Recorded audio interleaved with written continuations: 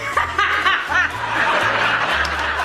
Can we have another actress, please? I've just scolded this one. Welcome to WatchMojo UK, and today we're looking at the funniest outtakes and character-breaking scenes in the classic sitcom Dinnerladies. Before we begin, we publish new content every day, so be sure to subscribe to our channel and ring the bell to get notified about our latest videos. Number 10. Turkey Baster. Hey, did you see that film on Sunday? On Sky? No, on real telly. Dirk Bogart. Ah, the turkey baster. It's long been rumoured that you can use a turkey baster to facilitate pregnancy. But just how true is this? Well, actually, it's not true at all. It's theoretically possible, but very unlikely to actually work. Not that that mattered for this iconic Dinnerladies scene, which made it all the way into the finished episode. Thelma Barlow arrives to deliver the turkey baster punchline, clearly breaking Anne Reid on her right. And 2 years later, she finds his sperm in the freezer and gets pregnant with a turkey baster. They have to wait for the audience laughter to die down to keep going, but we sincerely doubt she was supposed to be grinning quite this much. She has a one-liner of her own right after though. So she's been distraught for years because they hadn't had any children. You should have cleaned the freezer out a bit more. Number 9. Tracksuit. It's Bring Your Parent to Work Day, which led to some older comedy and soap A-listers being brought onto Dinnerladies to guest star. I think these modern fabrics are marvellous. Lovely bright colours. Yeah, look at the elastic. You can be bare-arsed in seconds. One of these was Dora Bryan, who's playing Jean's mum. She's kitted out in a classic, brightly coloured shell suit, all the rage in the late 90s, and wants to show off how quickly you can undress when you're attired thus. But somewhere along the way, she loses sight of the script, with Andrew Dunn and Anne Reid both losing face. If Jean was having a full sex life. Where we are. She wasn't the only one forgetting her lines. Thora Hird also got muddled, redoing a few of her lines to get the delivery down. Wood had a spectacular quip to make in response, just off screen. I'll say that again because that wasn't very clear. Thank you. I'll never get this part, you know, if I don't If you finish your business a bit longer, Thora, you might be able to do it. Number 8. Stacking chairs. Human resources. You've got none. Shall I tell you something? Don't get your dander up, Stan. Duncan Preston flubbed a few of his lines when he was given long monologues to do, including this one, where he has to rant about the blight of human resources. He only says one word wrong, but is clearly disappointed in himself. I've seen some pitiful sights in this canteen. Girls trying to stack 5 chairs on a 4-chair table.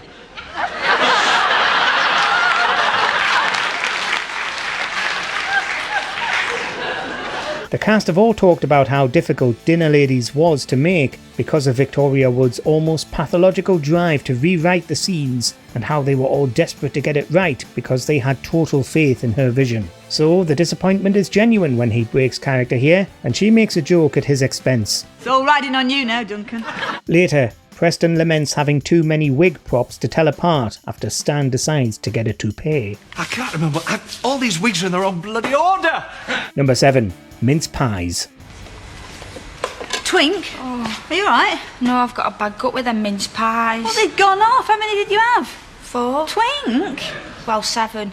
Twinkle, played by Maxine Peake, arrives to lament how she feels ill after eating 8 mince pies that were out of date. Brenda's meant to ask if she's got anything that can help keep her awake because the canteen is in chaos, but for once, it's Victoria Wood who flubs the line and has a bit of a Freudian slip about Tony. Have you got anything? What? That I can take to keep me awake? I can't think straight. Poor Tony's cocktail. Even back then, in one of her first roles, Peake was noted among the cast for her professionalism and how she always knew all of her lines. I don't think you did. No. Then again, maybe it was all in character, since Brenda's exhaustion probably would lead to a few Tony-induced innuendos. Number 6. Said it wrong. Here she is, my mother, Julie Walters. Julie Walters was fumbling her lines this time in one of her many bombastic appearances as Brenda's malevolent mother, Petula. She walks on to argue with Andrew Dunn and then gets the line mixed up, which, again, is a big problem on a Victoria Wood sitcom because the lines are always so precise. Where's Bren? No, you leave her alone, don't you? Put your spoke in the oar, she's on a promise. I know. I've said it wrong a bloody again. I promise. You were right. Many people have recounted trying to get her to change or tweak lines so that they're easier to say, and her steadfastly refusing. And having worked with Wood extensively, Walters was used to this approach and did her absolute best to get the lines down. Sometimes though, she couldn't help but get confused. No, we do it facing this way because that's where the camera's on. Oh, they're lovely. Yes. I take you home after this. No need to shout. Number 5. Ma Beer. You love it. Me and the wife, and 2 years ago. Shut us down 2 minutes. Did you? We stayed in a British-run hotel, we drank in a British-owned bar, and we ate at McDonald's. Sorry about that. Peter Martin only had a few lines to remember about his holiday in Marbella, giving Bren some advice on what to do when she goes for her own trip to the Costa del Sol. He's talked at length about the difficulty he had with this particular line, and the bit where he has to say he'd eaten at McDonald's while in Spain, but as already mentioned, Wood was resolute about not changing the order of the sentence. We stopped in a British-run hotel, we drank in a British-owned bar, and we ate at McDonald's. She did suggest in outtakes that he referenced KFC instead, but not that they should come before his other 2 lines. He said he later wrote her a letter telling her that, years on, he still couldn't quite do it. We stayed in a British-owned... No, I've really got it going now, thank you. You can say Kentucky Fried Chicken if you like. I think I'd make a right mess of Kentucky Fried Chicken. Number 4. Toast. If you're a devout fan of Victoria Wood, you probably already know that her attention to detail extended to the big industrial toaster in the middle of Dinnerladies' canteen.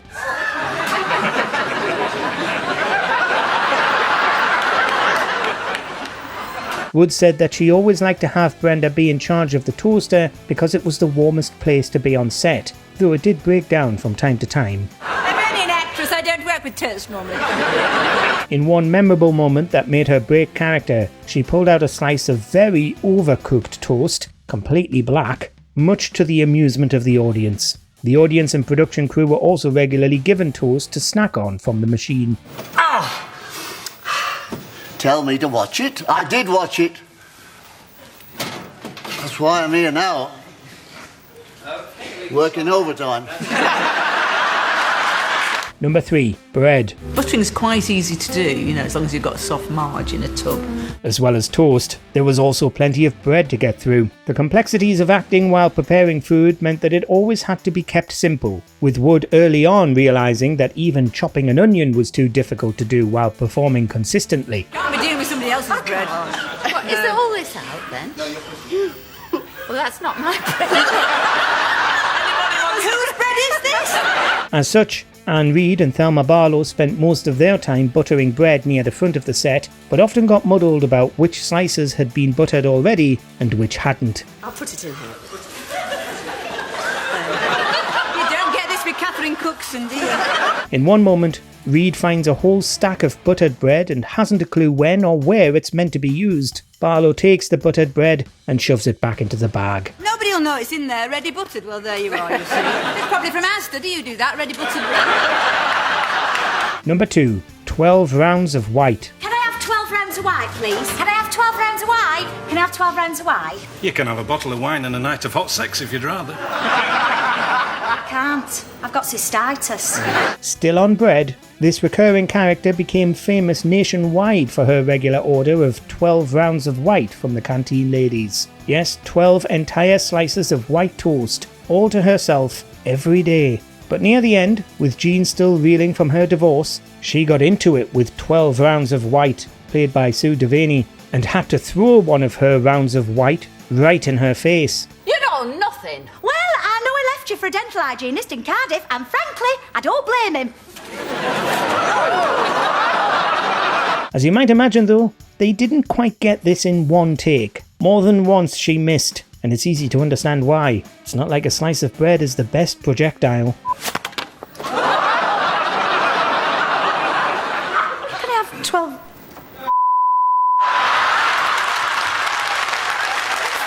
Number 1. Footsteps. More from Julie Walters. In this scene, Petula is pilfering milk from the kitchen and needs to walk out.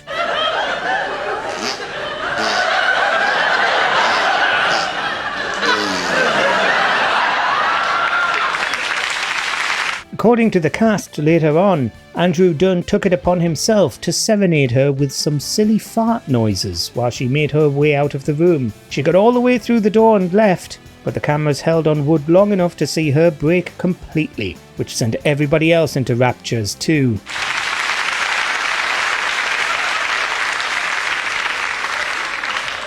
It's even better because the entire cast was there for this one, and they were all watching and waiting to see if Wood could keep it together.